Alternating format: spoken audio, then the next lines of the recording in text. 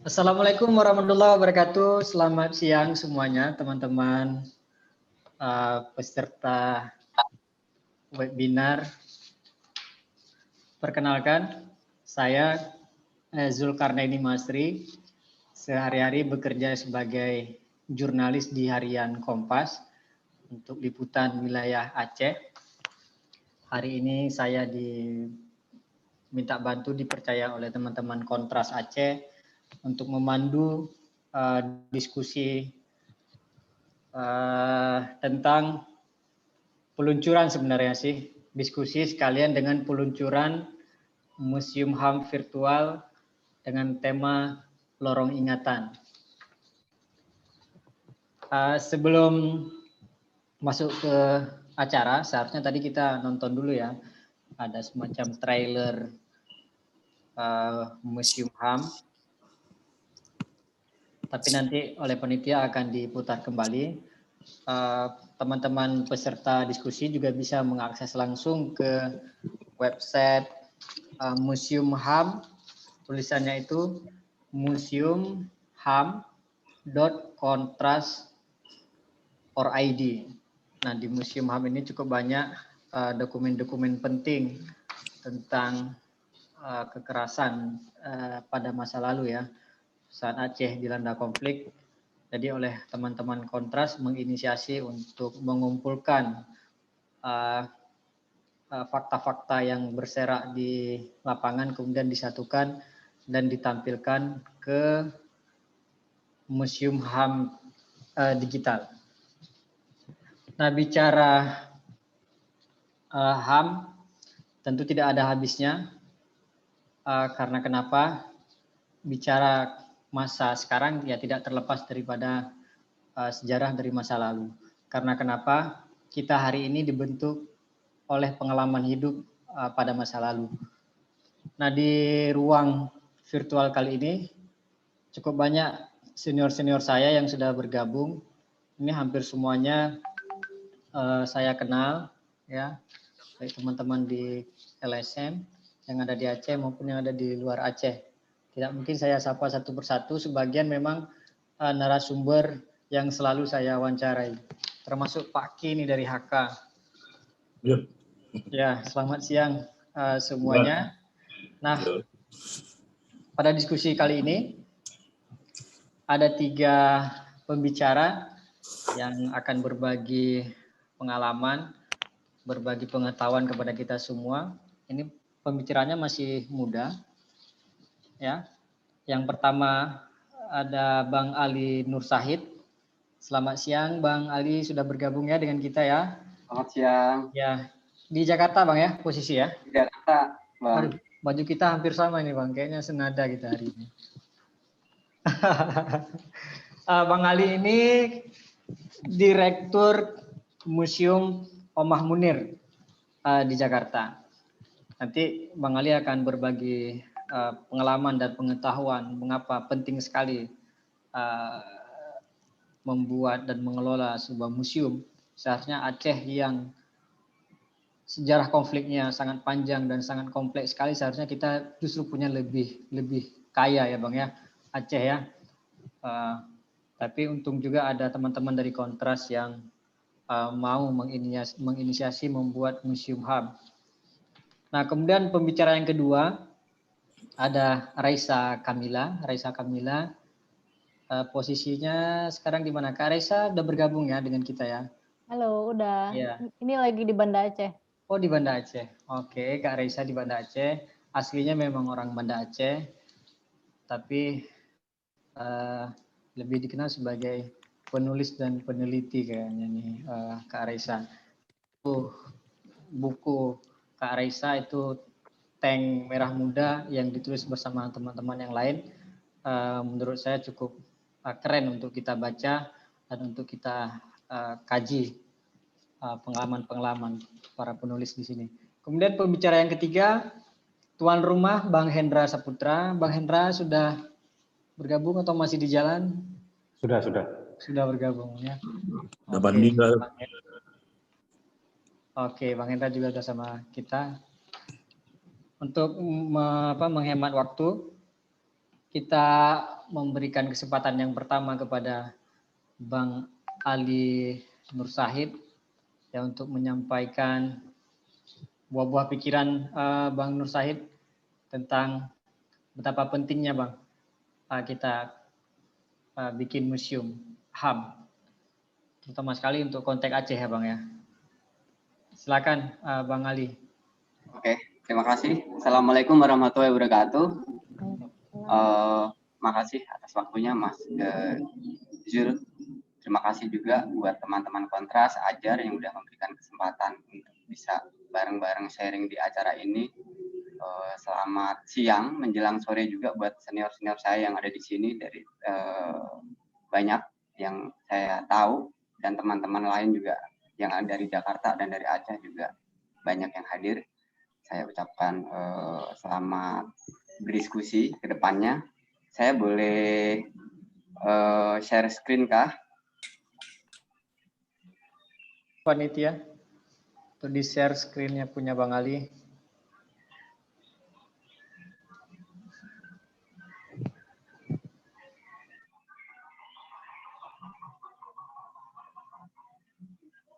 Oke, terima kasih atas waktunya. Berapa menit nih Mas?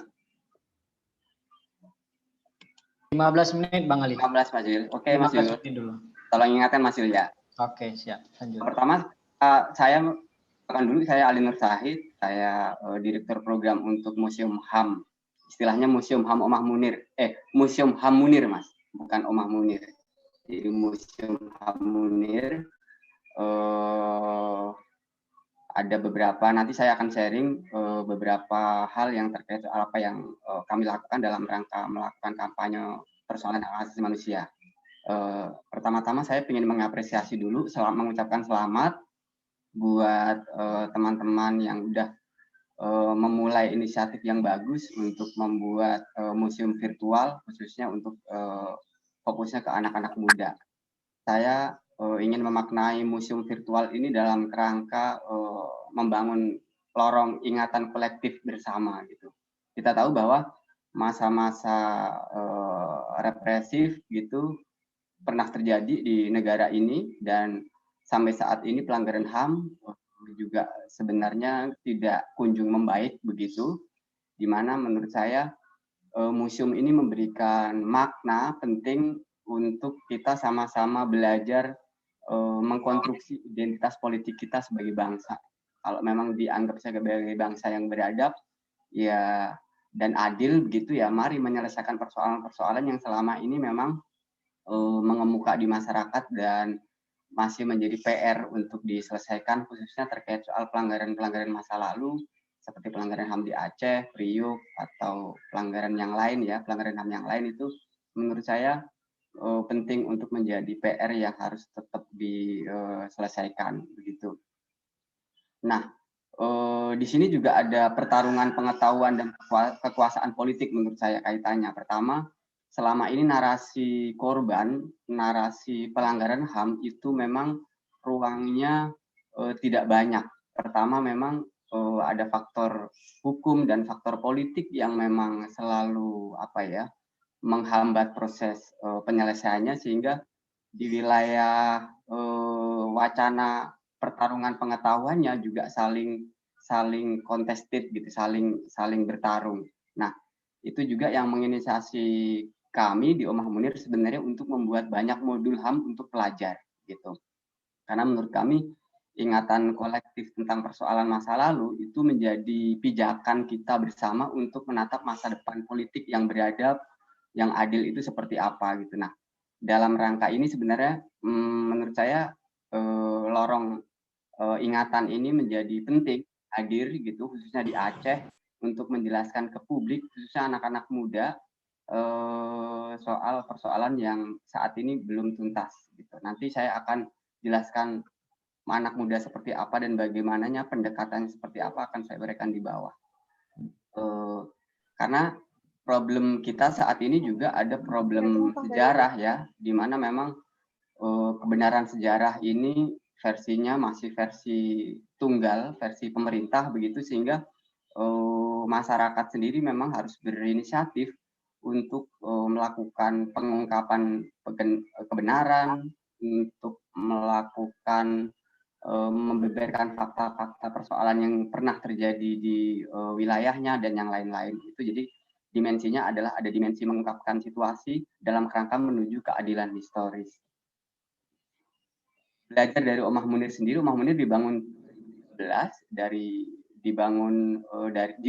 di rumahnya Munir sendiri yang kemudian dikembangkan lagi menjadi Museum HAM gitu, Museum HAM Munir itu tahun kemarin 2019 yang misinya memang fokus untuk pendidikan untuk anak-anak muda. Jadi banyakkan memang kegiatan-kegiatannya fokus di anak-anak muda sehingga membuat modul untuk SMP, SMA, bikin sayembara debat, bikin kegiatan-kegiatan yang memang lebih menarik anak muda untuk bisa terlibat. Buat teman-teman yang belum pernah ke Museum Munir, di sana sebenarnya ada Aceh Corner gitu, ada sudut untuk ruang persoalan yang memang mengangkat tema-tema di Aceh gitu. Itu keperpihakan kami terhadap persoalan yang memang penting untuk diangkat, khususnya di Aceh banyak tragedi, banyak persoalan pelanggaran HAM yang memang harus kita dorong bersama-sama kampanyenya gitu. Nah, selain itu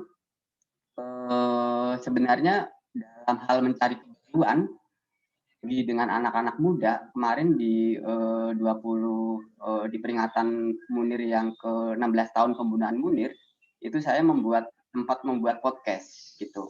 Podcast yang di dalamnya itu kombinasi antara tulisan Munir gitu tapi dikombinasikan dibacakan oleh sejumlah artis diiringi dengan musik gitu. Jadi mengkombinasikan selama ini podcast itu menurut saya yang tren gitu itu pasti soal hiburan, lucu-lucuan atau soal yang galau-galau gitu, rintik sendu atau apa gitu-gitu. Podcast yang muncul itu yang memang hiburan gitu. Belum pernah tema-tema politik yang atau sejarah begitu. Nah, saya sebenarnya berusaha untuk memasukkan, bisa nggak sih memasukkan isu berat di ruang anak muda gitu. Nah, caranya menurut saya ya harus menggandeng orang-orang yang memang cukup punya follower gitu. Sehingga yang saya libatkan untuk diajak di situ adalah ada musisi, ada penyiar, ada voice over, ada dosen dan yang lain-lain gitu. Strategi saya untuk mengajak pasar lebih luas untuk membicarakan persoalan hak asasi manusia. Contohnya ini.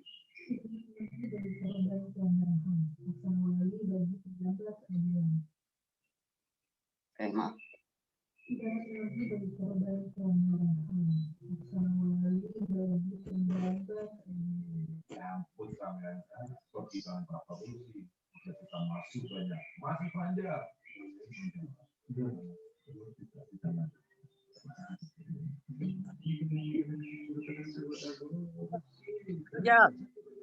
Ya. Tak manis deh. Berkali-kali itu tidak rasionalis. So. Pembobrokan bangsa ini berpihak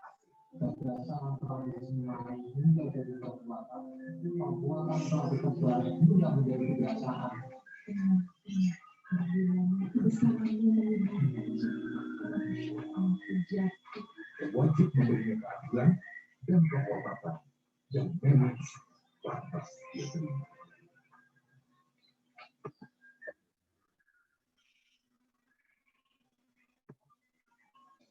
Itu contohnya bagaimana saya berusaha untuk kombinasikan antara isu yang berat gitu dengan orang-orang yang memang selama ini jarang bersentuhan dengan persoalan-persoalan hak asasi manusia atau jarang bersama teman-teman yang dalam tanda petik aktivis HAM lah gitu. Jadi ini saya berusaha untuk melebarkan sayapnya lebih jauh supaya yang terdampak itu adalah follower mereka, penggemar mereka begitu. Nah, alhamdulillahnya di setiap saya membuat 20 episode dan setiap episodenya ternyata didengarkan hampir rata-rata 2 sampai 3.000. Paling banyak itu 5.000 orang satu episode dan saya membuat 20 episode gitu. Dan alhamdulillah juga ternyata menjadi trending topik gitu ya di posisi puncak, dan kemudian ternyata yang mendengarkan juga dari 22 negara. Jadi ini di luar perkiraan saya gitu, ternyata bisa ya membawa persoalan-persoalan yang selama ini dalam tanda kutip berat gitu ke ruang-ruang yang memang digemari anak muda yang saat ini lagi tren, dan ternyata bisa juga tuh menempati posisi yang memang puncak gitu. Kalau kita lihat rata-rata umurnya, podcast itu didengarkan 14.400 orang. 80% usia orang-orang yang mendengarkan adalah usia 18 sampai 27. Artinya sebenarnya yang mendengarkan podcast ini itu bukan orang yang mengenal Munir. Munir meninggal 2005 gitu ya. Jadi mereka ini, pendengar ini adalah anak yang dulunya malah ada yang belum lahir, ada yang baru umur 5 tahun begitu-begitu. Jadi ternyata ketika saya cek di dalam gitu, hasilnya ternyata oh begini ya. Yang usianya, mohon maaf nih ya, yang usianya 35 sampai 44 itu cuma 2%. Atau yang umurnya 45 sampai 59 itu cuma 1% yang mendengarkan gitu. Bukan mendiskreditkan yang tua ya, enggak, mohon maaf. Waduh, diganggu. Ada yang ganggu PPT-nya. Nah, salah satunya juga kami berusaha untuk mewarnai hari-hari besar HAM begitu, dengan banyak flyer, dengan banyak sosialisasi terkait soal pesan-pesan yang selama ini menjadi prinsip perjuangan Munir gitu, dengan mengkontekkan situasi yang memang saat ini sedang ada gitu, misalnya ada Hari Keadilan atau Hari Kemerdekaan Indonesia atau apa gitu. Jadi saya berusaha untuk menyandingkan isu yang kami usung dengan momentum yang saat itu ada gitu. Di samping memang hal lain yang juga harus kita sasar menurut saya terkait soal ini, merchandising ini juga bagian dari menggalang donasi. Selain dukungan juga sebenarnya melebarkan sayap di wilayah-wilayah yang lebih, ada wilayah komersil yang memang juga kita bisa penetrasi terhadap sejumlah isu gitu. Terakhir misalnya malah justru ada yang bikin di Malang itu ada petani anggrek gitu, bagus sekali, yang udah tersertifikasi internasional, diberi nama anggrek Munir gitu. Jadi bayangan saya sih itu kabar menyenangkan buat saya, karena ruang isunya dibahas di ruang-ruang yang lebih spesifik gitu, di luar dari orang-orang yang selama ini memang membahas isu itu gitu. Jadi lebih ke komunitas, ada komunitas bunga, komunitas apa gitu. Itu menurut saya pelebaran pemahamannya lebih menarik gitu. Ini adalah dari saya, ini adalah kalimat Munir ketika pidato di Banda Aceh dalam rangka pengangkatan koordinator Kontras Aceh Februari 2000. Bahaya terbesar dalam perjuangan untuk keadilan dan HAM di sini, maksudnya di Aceh, bukanlah ancaman, tekanan, pemerasan, penyiksaan, atau teror-teror lainnya. Bukan itu semua. Namun bahaya terbesar adalah ketakutan yang ada dalam kepala kita. Ketakutan yang disebarkan sistem yang ada kepada kita. Ketakutan inilah rintangan terbesar dalam perjuangan. Kita tidak boleh membiarkannya tertanam dalam kepala kita. Kita harus menyingkirkannya jika kita ingin impian kita tentang keadilan, tentang demokrasi jadi kenyataan. Ini adalah baliho yang juga ada di museum yang ini di Aceh Corner tadi, itu salah satu sudutnya adalah penggalan kalimat ini. Terima kasih. Begitu, Mas. Baik, terima kasih Mas Ali. Waktunya pas sekali sampai 15 menit.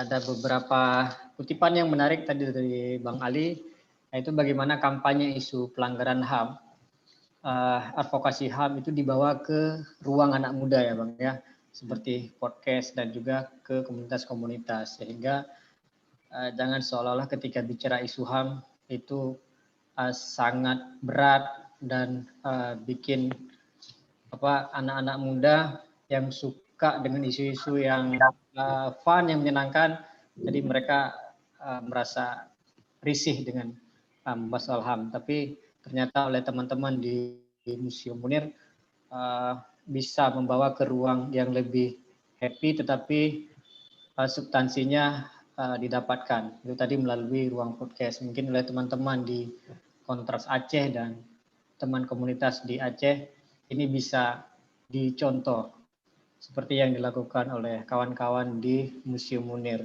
Baik, selanjutnya kita berikan kesempatan untuk Raisa Kamila untuk menyampaikan pengalaman ataupun buah pikiran tentang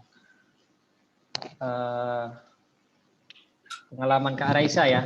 Selama ini aktif misalnya melakukan advokasi, kampanye melalui tulisan-tulisan dan kajian-kajian tentang isu pelanggaran HAM di Aceh dan di Indonesia secara umum.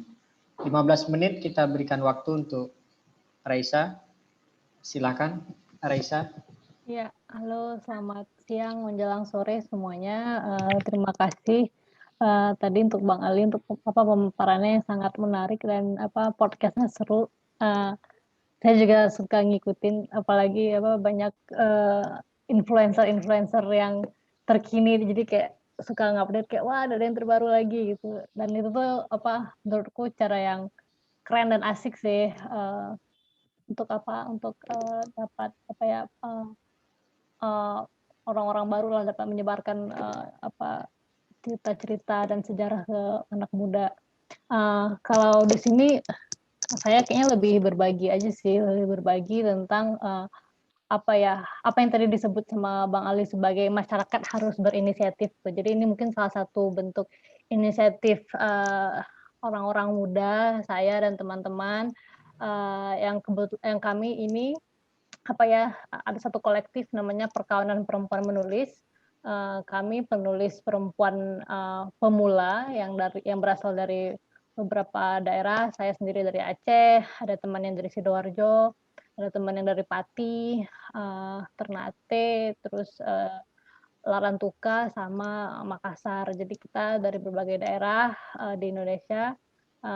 Terus kita sama-sama pengen belajar menulis, sama-sama pengen menulis fiksi yang berdasarkan riset, menulis fiksi sejarah, dan mungkin fokus kami belum sampai ke kampanye atau advokasi ya. Jadi fokus kami di awal itu memang masih di tahap memelihara ingatan gitu. Jadi kami ini buku kami yang pertama, Tank Merah Muda, bukunya gratis, bisa di-download. Nanti saya ngasih link downloadnya.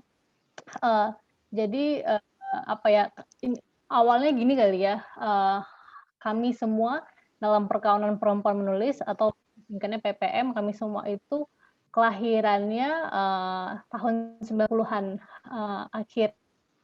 Mbak Katuti dia kelahiran 89, tapi bisa dipukul rata kalau kami semua itu waktu tahun 98, 99 itu tuh masih anak kecil gitu, anak ingusan, anak kemarin sore. Jadi nggak terlibat secara langsung dalam aktivitas atau kegiatan politik di zamannya. Jadi waktu reformasi kami mungkin cuman anak sekolahan, kami masih anak SD lah gitu, nggak tahu apa-apa, cuman denger lagunya Cindy Senora yang Krismon gitu. Jadi kami nggak benar-benar tahu ada apa di luar sana gitu. Tapi apa yang terjadi di luar sana itu berdampak ke keseharian kami gitu.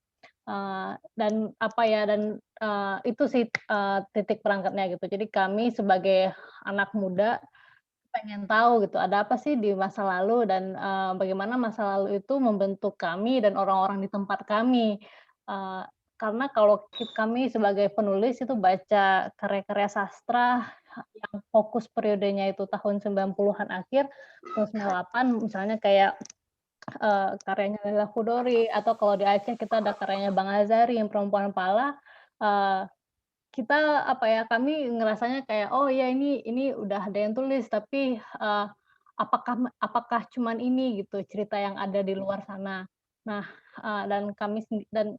dan kalau kita lihat juga karya-karya yang fokus di tahun 98 atau periode reformasi itu memang ditulis sama orang-orang yang yang terlibat gitu dalam peristiwa atau organisasi politik yang aktif di itu. Nah, kami berpikir gimana ya caranya supaya kami anak-anak muda bisa turut belajar tentang periode yang penting ini dan dan bisa menemukan mungkin bukan hal baru ya, tapi bisa menemukan hal-hal lain di luar sana yang juga menarik, tapi kami nggak tahu ini kategorinya apa sih gitu. Apakah ini pelanggaran HAM atau bukan? Tapi ini penting untuk diingat sama orang-orang. Nah, itu jadi waktu itu kami berenam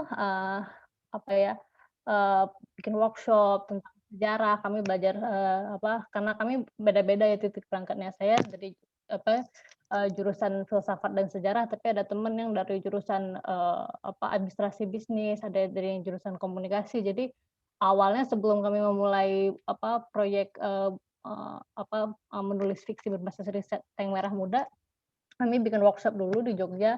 Kami belajar sejarah dengan Pak Abdul Wahid dari sejarah UGM tentang sejarah kontemporer Indonesia. Kami juga belajar bareng Mbak Ana Mariana tentang riset sejarah lisan dan bagaimana persinggungannya dengan arsip. Terus kami juga belajar tentang penulisan kreatif dengan AS Laksana. Memang kami tapi kami masing-masing tuh sudah ada ide cerita gitu. Jadi waktu itu kalau saya sih pengennya menulis tentang bagaimana pengalaman orang-orang perempuan Aceh setelah ada peraturan syariat Islam tahun 99. Jadi waktu mulai ada peraturan untuk wajib pakai jilbab. Nah, saya mau ngeliat gimana sih keseharian itu berubah. Keseharian berubah. Terus saya juga waktu kecil inget banget waktu kalau ke pasar Aceh, mama itu suka bilang jangan pakai celana pendek gitu, harus pakai jilbab, nanti dibotain orang di pasar gitu. Terus jadi ada teror kayak gitu sebelum pelaksanaan syariat Islam itu benar-benar berjalan. Ntar batuk dulu. Sebelum ambil air. Terus ya udah jadi waktu itu memang pengen menelusuri cerita-cerita di masa kecil.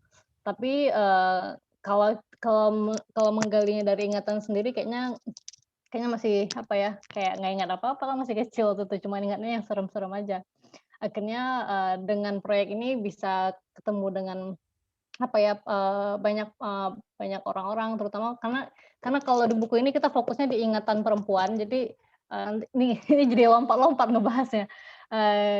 Jadi waktu itu ketemu dengan banyak perempuan, terus sempat ngobrol sama mereka juga tentang gimana pengalaman mereka sewaktu awal-awal masa pelaksanaan syariat Islam di Aceh, terus gimana mereka menanggapi situasinya, dan ternyata memang menarik gitu cerita-cerita yang ada di luar sana gitu ya, cerita-cerita yang saya nggak pernah dengar atau saya nggak pernah baca di koran-koran lokal, nasional maupun internasional gitu. Jadi ada salah satu narasumber itu cerita waktu hari pertama pakai jilbab di sekolah dia malah senang karena lucu gitu, karena sehari-hari nggak pakai jilbab, terus di hari pertama pakai jilbab jadi ngerasa mukanya berbeda dan lebih cantik gitu rasanya. Jadi jadi kan saya ngebayangin tuh di kepala kayak ini pasti dia benci gitu hari pertama pakai jilbab, dipaksa gini. Tapi ternyata dia malah lucu gitu. Jadi temuan-temuan di lapangan itu bikin pemahaman saya tentang masa lalu, tentang sejarah itu jadi lebih bernuansa gitu, kayak oh ternyata nggak sehitam putih itu gitu, segala hal yang ada di masa lalu gitu. Dan ini sangat dan karena saya juga kuliah sejarah, jadi saya ngerasa cerita-cerita semacam ini agak sulit gitu kalau ditulis sebagai teks sejarah, karena kan kalau dalam kajian sejarah itu kadang-kadang ini banget ya rigid gitu, ketat banget kayak oh ini apa ya, jadi kayak terlalu nggak ada ruang untuk bermain-main gitu. Nah jadi kalau nulis fiksi saya ngerasanya tuh ada ruang untuk menempatkan emosi yang berbeda gitu. Jadi kayak bisa lebih cair kalau kita menceritakan satu peristiwa itu lewat fiksi. Apalagi peristiwa di masa lalu yang sensitif. Jadi saya nulis cerita. Yang pertama cerita tentang judulnya cerita di belakang vihara tentang pertemanan dua perempuan non Muslim di Banda Aceh, dan gimana mereka yang biasanya main basket gitu. Terus tiba-tiba ada hukum syariah. Terus jadi tentang gimana mereka melalui periode itu. Terus ada cerita di belakang Masjid Raya. Jadi waktu itu kita tahu di Banda Aceh Masjid Raya itu jadi kayak satu tempat yang sangat bersejarah karena waktu itu ada sidang besar orang Aceh, jadi kayak waktu menuntut untuk ada referendum, ngumpulnya di Masjid Raya. Jadi saya nulis cerita tentang tentang seorang tukang cukur dan anaknya dan dua anaknya yang tinggal di sebelah Masjid Raya, dan gimana mereka melihat perubahan itu terjadi langsung dari sebelah rumahnya gitu. Termasuk tentang acara Islam dan gimana pelaksanaan acara Islam itu awalnya didesak oleh orang-orang itu dengan sangat brutal. Terus cerita yang ketiga itu judulnya cerita dari Cak Panglima.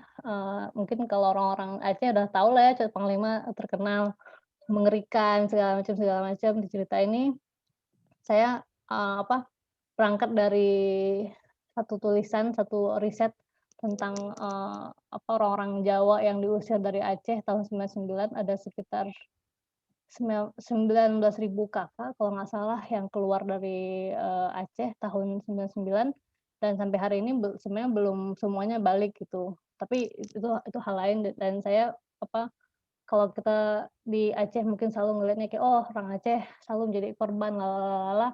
Kalau di cerita Cak Panglima saya juga fokus ke orang-orang yang non Aceh yang menjadi korban, misalnya kayak orang Jawa, orang Gayo, perempuan Gayo.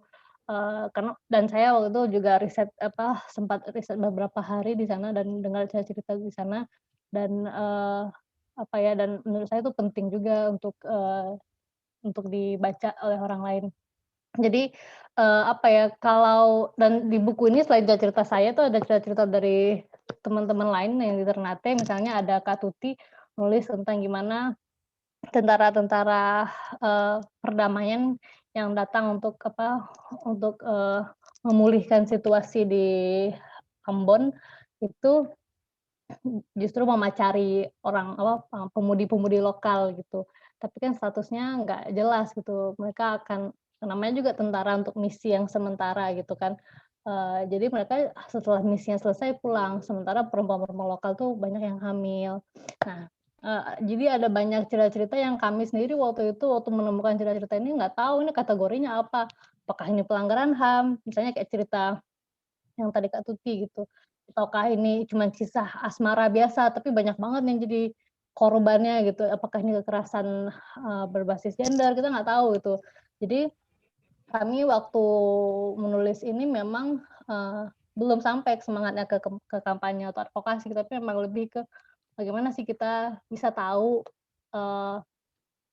cerita-cerita di masa lalu yang mungkin nggak dapat ruang dalam narasi yang katakanlah yang lebih yang narasi yang lebih umum gitu, kayak di novel-novel atau di buku, di film, atau dikaji sama akademisi, dikaji sama LSM. Jadi kami memang agak acak-acakan nemu ceritanya. Tapi dan kami sebenarnya nggak berharap kalau buku ini tuh akan jadi buku panduan untuk memahami sejarah ya, tapi lebih seperti pengantar gitu. Jadi pintu masuk terutama untuk anak-anak muda untuk melihat bagaimana sih perubahan di masa lalu itu 98, perubahan itu berdampak ke kehidupan perempuan, orang-orang biasa, terutama perempuan di berbagai daerah. Karena kalau kita ngelihat narasi sejarah 98 sampai atau kalau di Aceh mungkin 99, fokusnya itu udah pakem gitu, udah itu terus. Jadi kayak kayak pemerkosaan perempuan Tionghoa, terus misalnya ada kesimpang KKA yang sangat penting, tapi kami juga mau melihat bahwa ada ada hal-hal lain yang mungkin lebih kecil atau skalanya lebih intim gitu, tapi juga mengandung kekerasan. Nah, Oke, baik Kak Raisa, tuh. waktunya 1 menit lagi.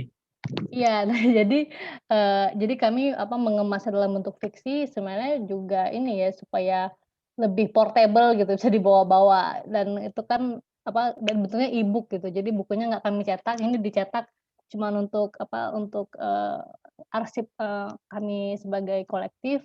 Bukunya bisa di-download, saya ngasih linknya, bisa di-download dan gratis karena kami nggak pakai hak cipta, kami pakai lisensi Creative Commons, bisa di-download, bisa disebarkan.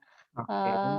Terus iya dan ya karena bentuknya ringkas, kami juga pengennya buku ini bisa menemui lebih banyak pembaca gitu. Jadi kita bikinnya dalam bentuk yang mudah, bisa di-download, gampang lah gitu untuk orang baca juga bahasanya nggak berat.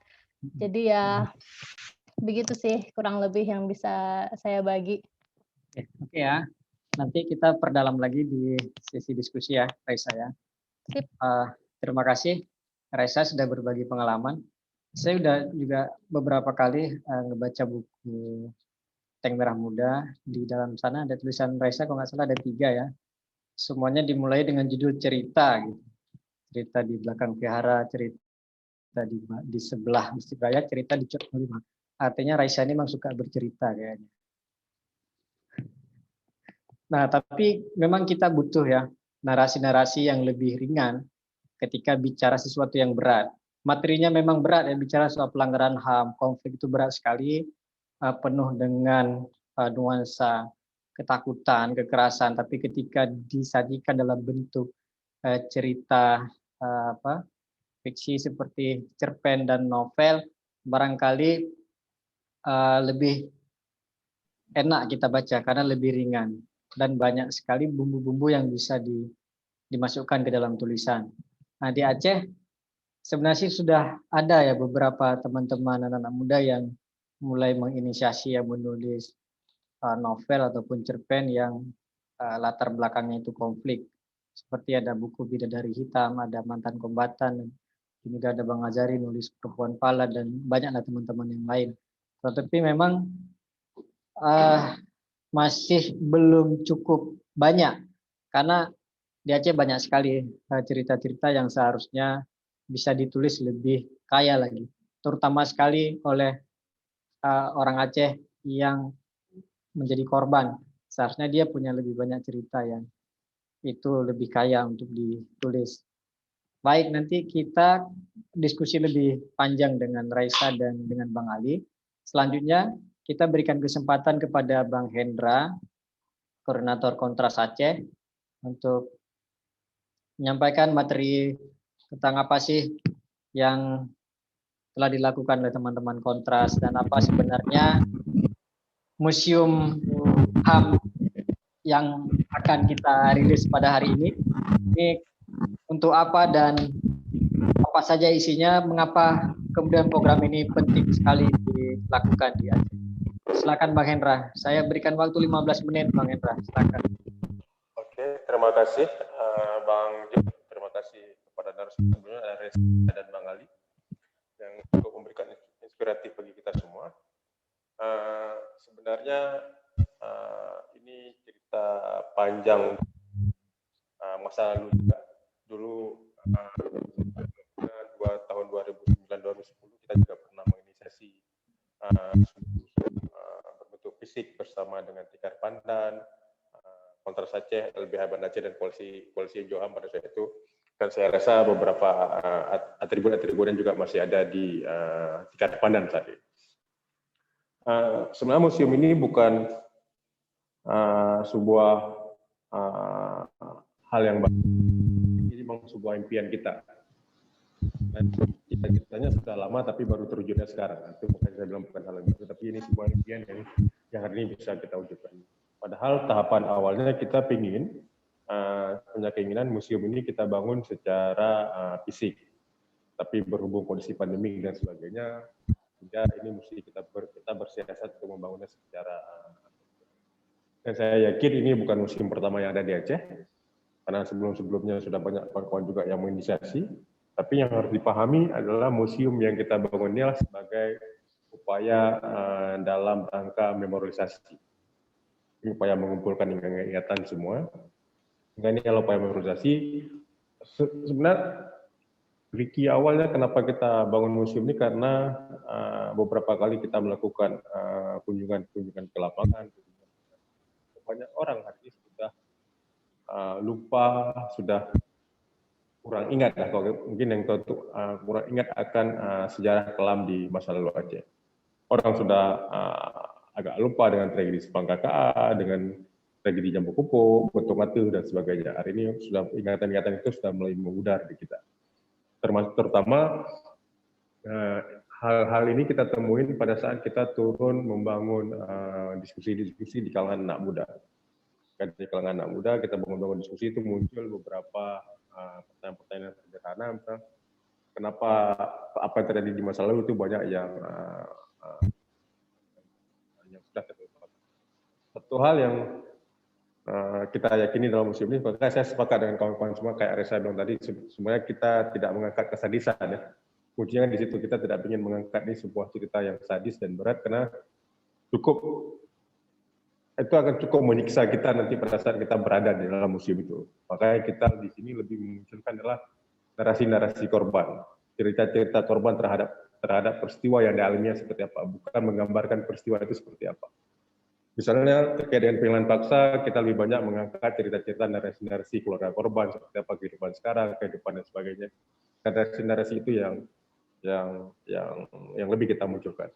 Dan juga dalam penghilangan paksa, kenapa kita lebih meng-highlight misalnya, karena ini kan museum ini ada beberapa slot tema, satu misal temanya pembantaian massal, ada tema tentang penghilangan paksa, ada tema tentang penyiksaan, dan ada tema tentang pembunuhan tokoh Aceh.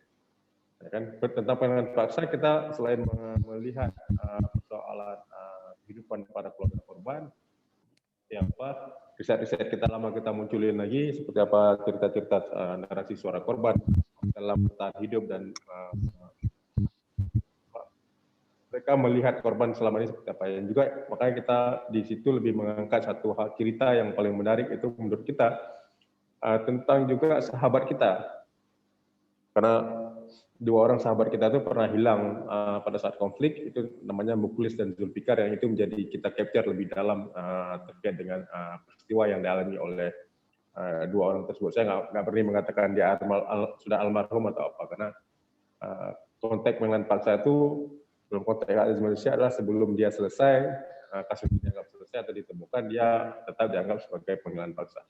Narasi-narasi itu yang lebih kita munculkan. Yang kedua juga dalam slot pembantaian massal, emang kita mengangkat Tengku Batavia, Jambu Kupu, dan beberapa yang lain, karena kita anggap, terutama Jambu Kupu sendiri ya, Jambu Kupu sendiri itu sudah kontras sendiri pun tahu kejadian itu pasca damai, itu harus kita akui. Kontras tahu pasca damai, kebetulan pada saat itu ada salah satu staf kontras di tahun 2000, saya lupa antara 2007-2008, yang kebetulan orang yang berasal dari desa di sekitar Jambu Kupu, dia yang mengangkat cerita itu, sehingga kita mengangkat ini berproses seperti itu. Dan yang ketiga juga ada narasi tentang pembunuhan tokoh Aceh. Ini kenapa menjadi penting kita angkat? Karena kan tokoh Aceh itu yang dibunuh sangat bukan banyak lah. Artinya ada satu peristiwa pembunuhan itu menjadi. Tapi yang ini dibunuh oleh intelektual dan juga aktivis. Ada Bang Jafar Siddiq, ada Bang Teguh Johan, dan Nasruddin Daud, dan juga Safwan Idris dan Diana. Semua peristiwa ini masih sangat kelam, seperti apa. Dan juga ini sebenarnya untuk menggugah para pihak ya, kenapa kita mengangkat pembunuhan tokoh Aceh yang juga kita sayangkan di tempat-tempat seharusnya kan mereka dijadikan sebagai ikon atau memorialisasi terkait dengan apa yang mereka pernah lakukan. Ini juga kita sayangkan. Semakin lama kalau kita tidak mengangkat ceritanya, akan semakin hilang dari peredaran dan akan semakin kusam jadi ingatan kita. Kenapa kita tetap mengambil tema lorong ingatan? Karena kita coba menelusuri lagi waktu ke belakang. Satu sisi, karena saya sepakat kayak kata Reza tadi, masa lalu itu membentuk masa depan. Dan masa lalu itu seperti apa itu akan tentu membentuk masa depan. Jadi satu hal yang harus diingat oleh kita semua adalah apa yang terjadi di masa lalu itu bukan untuk dilupakan, tapi untuk menjadi pembelajaran sehingga kita bisa menghadapi masa depan menjadi lebih baik. Dan juga impunitas yang pernah terjadi di masa lalu itu penting untuk diselesaikan. Kita lagi-lagi makanya museum ini tetap menjadi hal yang menarik karena ini masih kita ingin mengingatkan juga para pihak masih banyak loh PR kita, masih banyak PR yang mesti dibangun, diselesaikan kembali. Dan juga harapan kita museum ini sebenarnya bukan, satu sisi saya mengatakan museum ini bukan milik Kontras hanya menjadi tempat dan kita mengajak semua publik Aceh baik yang ada di Banda Aceh ataupun di luar Aceh, mari kita berpartisipasi membangun museum ini. Silakan kawan-kawan mengirim apapun hal yang berkaitan dengan masa lalu, narasi atau peninggalan korban atau apapun yang berkaitan dengan masa lalu, silakan dikirim ke kita. Kita coba akan upload ke situ. Lagi-lagi catatannya adalah standarnya yang mesti kita diskusikan. Nah, lagi-lagi yang saya katakan tadi, kita tidak sepakat untuk mengangkat tema-tema, bukan mengangkat foto-foto atau cerita-cerita yang bernuansa kekerasan. Kita tahu dulu sejarah Aceh, banyak cerita-cerita yang sangat sadis, sangat menyedihkan. Misalnya kita cerita Rumah Gedung saja, apa tuh? Sampai nggak sanggup makan beberapa hari pada saat mendengar cerita-cerita tentang narasi Rumah Gedung.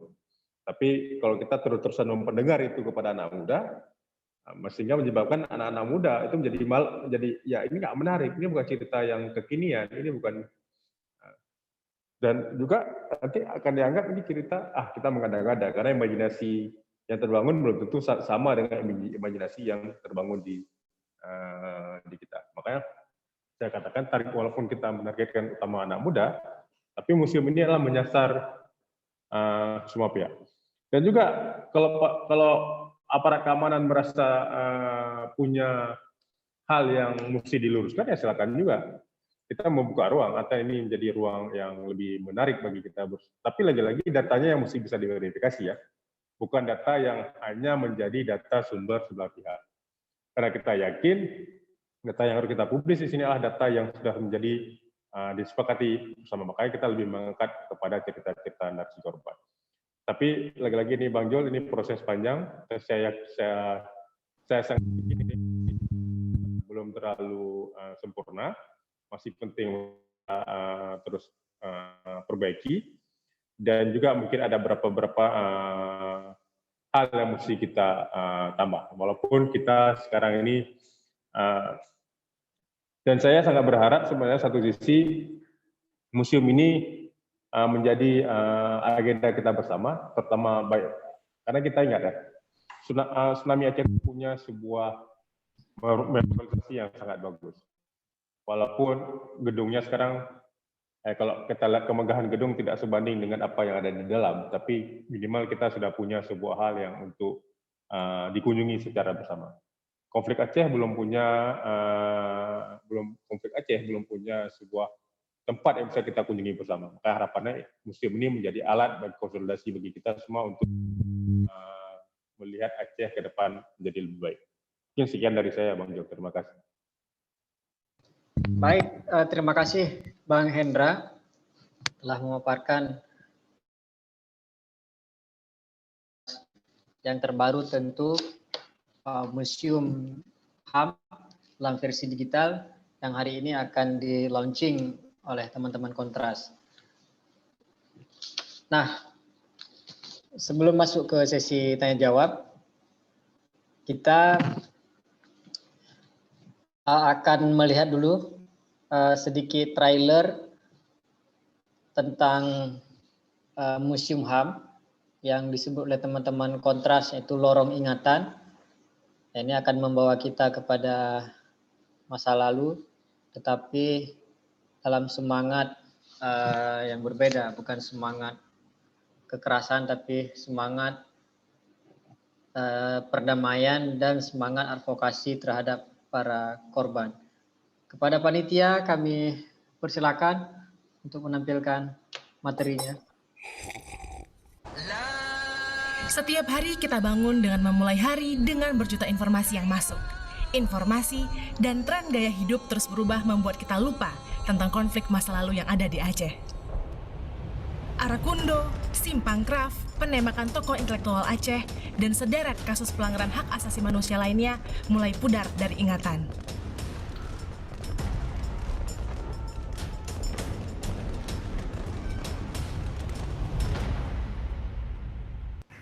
Lan lipeh melipeh menang. Wah, dari rumah gedung kuah ucap ini. Bagaimana dengan kelanjutannya? Bagaimana dengan nasib korban? Pertanyaan yang masih belum ada jawaban. Lorong ingatan Kontras Aceh. Mari menolak lupa, membuka sudut pandang, dan kritis terhadap kejadian konflik masa lalu di Aceh.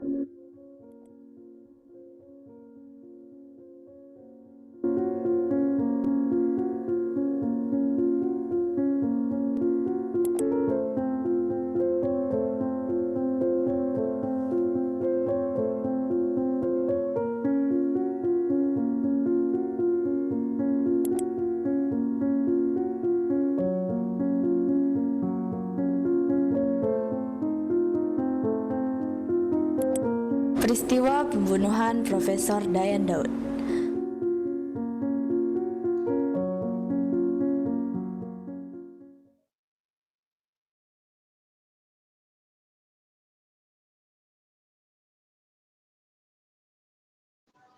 Oke, luar biasa, keren. Seharusnya kita berikan tepuk tangan, tapi karena harus di-mute akhirnya apresiasinya saya berharap kepada teman-teman peserta dengan mengunjungi langsung website Museum HAM Kontras.id. Di sana kita bakal menemukan banyak sekali materi, baik itu dalam bentuk tulisan, video, foto, dan infografis yang itu disajikan dengan bentuk yang sangat menarik, sangat kekinian. Meskipun masih banyak sekali cerita-cerita yang belum termuat di dalam museum ini, tetapi dengan yang sudah dimuat saja ini sudah sangat mewakili apa yang pernah terjadi di Aceh. Nah, kita berharap ini menjadi bahan kajian dan bahan pelajaran penting sekali bagi anak-anak muda di Aceh untuk belajar tentang masa lalu. Berikutnya saya berikan kesempatan untuk teman-teman peserta diskusi untuk menyampaikan pernyataan ataupun pertanyaan kepada pembicara. Untuk sesi yang pertama saya berikan kesempatan untuk 3 orang dulu yang mau menyampaikan pendapat, silakan mengacungkan tangan.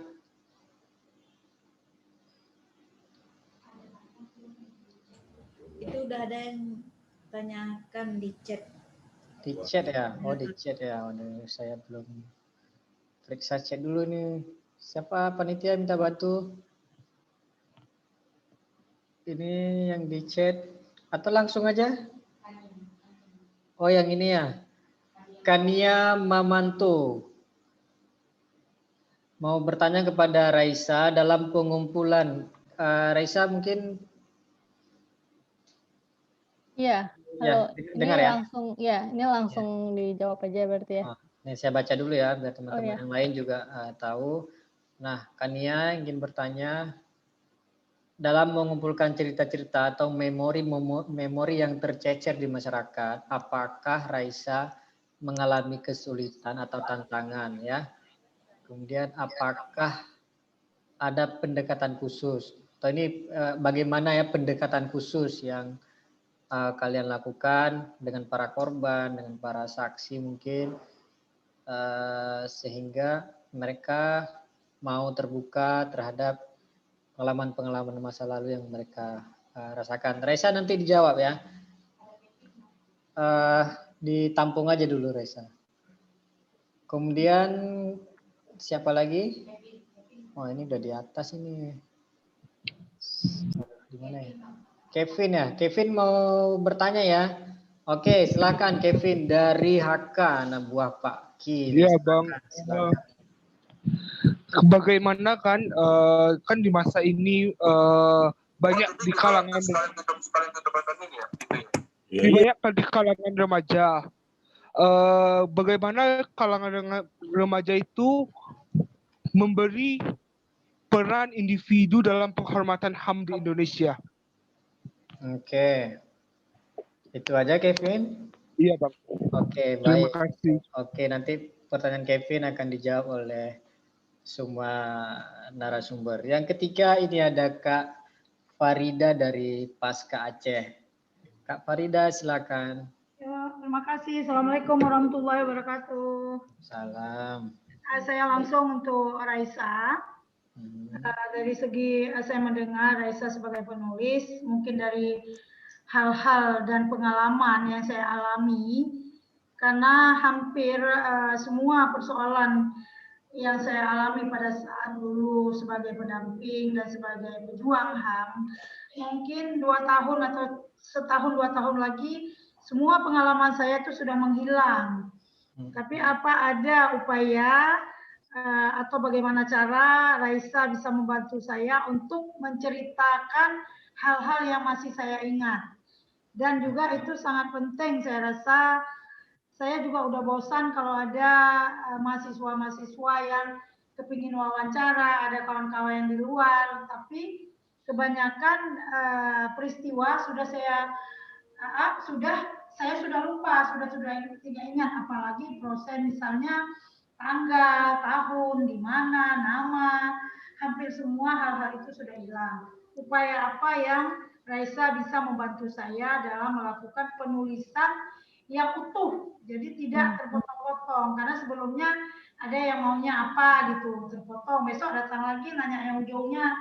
Jadi inilah yang menjadi kendala bagi saya untuk sementara waktu, mengingat usia juga, saya pikir 2-3 tahun lagi semuanya sudah hilang total. Jadi inilah yang saya ingin untuk semua cerita yang saya alami, yang saya rasakan, dan yang saya perbuat supaya utuh bisa dibaca oleh generasi muda kita untuk ke depan. Mungkin saja juga salah satu untuk di lorong ingatan ini. Terima kasih, mungkin ini aja yang bisa saya coba untuk sementara, nanti kita sambung lagi. Terima kasih. Assalamualaikum warahmatullahi wabarakatuh. Satu lagi dari Pak Ki. Silakan Pak Ki.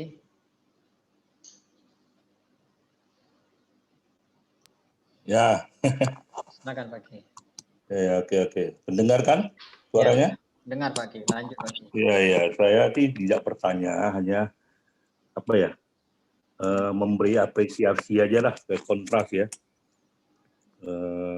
Dengan berdirinya Museum HAM virtual ya, ini virtual ya. Itu bisa membantu pengetahuan masyarakat Aceh, terutama anak-anak mudanya ya, atas kejadian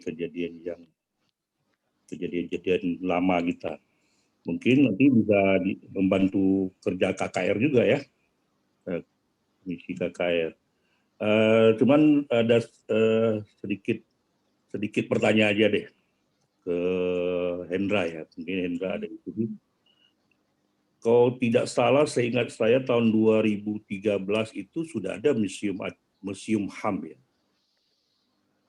Ataukah itu hanya nama saja atau memang sudah ada museumnya, Hendra? Karena itu di tahun 2013 seingat saya pada saat kita memperingati 100 tahun Yap Tian Hien di Fakultas Hukum Unsia pada saat itu, dan kebetulan waktu itu saya diminta sebagai narasumber. Yang mengundang itu ada dari Museum HAM Aceh, namanya Rizky Alfi Syahril. Nah, apakah Museum HAM ini masih ada atau belum ada, hanya nama saja? Itu aja mungkin yang ingin saya ketahui, Jul. Oke. Kepada Bang Hendra kita ya. Terima Oke. kasih. Ya, baik Pak Ki. Terima kasih atas pernyataan dari Pak Ki. Nah, sebelum para pembicara memberikan atau merespon pertanyaan dari peserta, kita bakal dihibur dulu nih oleh Kak Cut Putri Syarif. Kak Cut Putri akan membacakan puisi untuk kita. Nah, ini Kak Cut sudah, mana Kak Cut ini?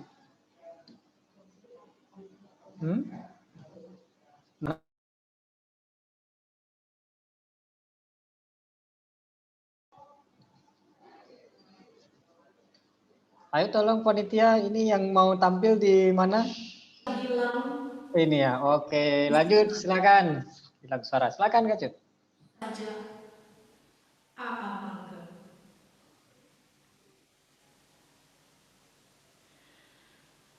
Aku cari engkau, saudaraku, yang sudah lama tidak kembali. Apakah musim badai tanah rencong ini telah mendekapmu di penjara-penjara rahasia?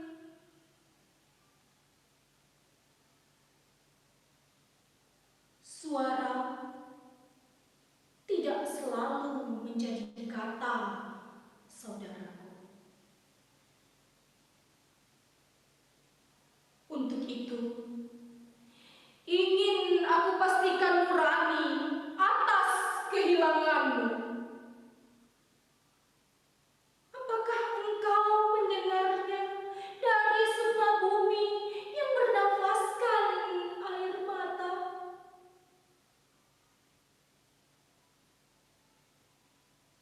Saudaraku, cahaya kunang-kunang memberikan isyarat duka atas kepergianmu. Jangan kuburkan kebenaran, saudaraku, hanya karena paksaan. Bersuaralah, meskipun tak jadi kata. Kami mendengarnya di musim gugur, daun-daun muda merumahkan pepohonan tumbang yang tercabut akarnya.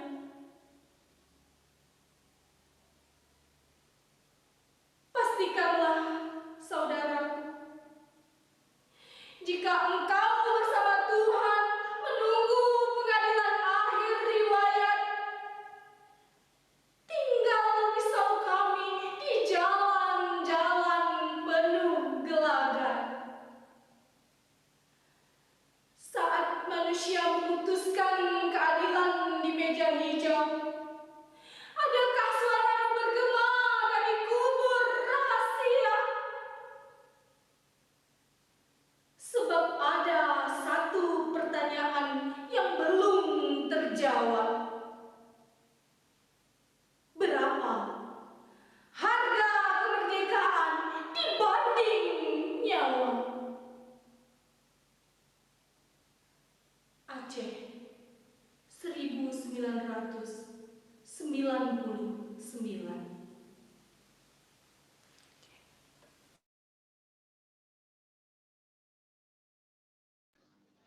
Oke.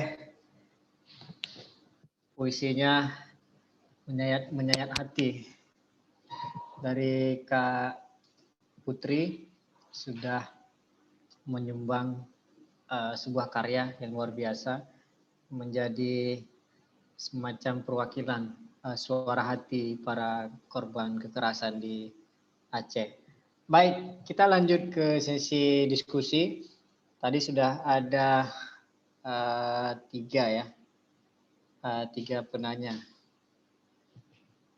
Yang pertama itu dari, tadi ada 4 ya. Yang pertama itu di chat untuk Raisa. Raisa tadi kalau nggak salah ada 2 pertanyaan yang khusus kepada Raisa. Kepada Raisa saya persilakan dulu nih. Nanti baru dilanjutkan kepada yang lain. Raisa, silakan Raisa. 5 menit atau 7 menit ya. Ya, pertanyaan kami ada 3 tanda tanya. Jadi berarti ada 3 pertanyaan. Coba saya jawab singkat-singkat ya. Pertanyaan yang terakhir dulu lah. Adakah strategi Jitu untuk bicara tentang konflik dengan kawan-kawan sepantaran atau kawan muda di Aceh? Jadi apa ya?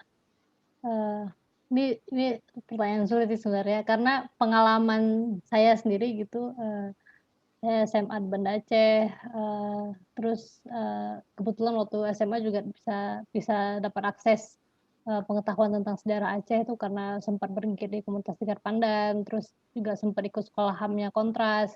Jadi dan kalau ngobrol dan kalau nggak terlibat dalam kegiatan di 2 tempat itu mungkin saya nggak akan tahu juga gitu.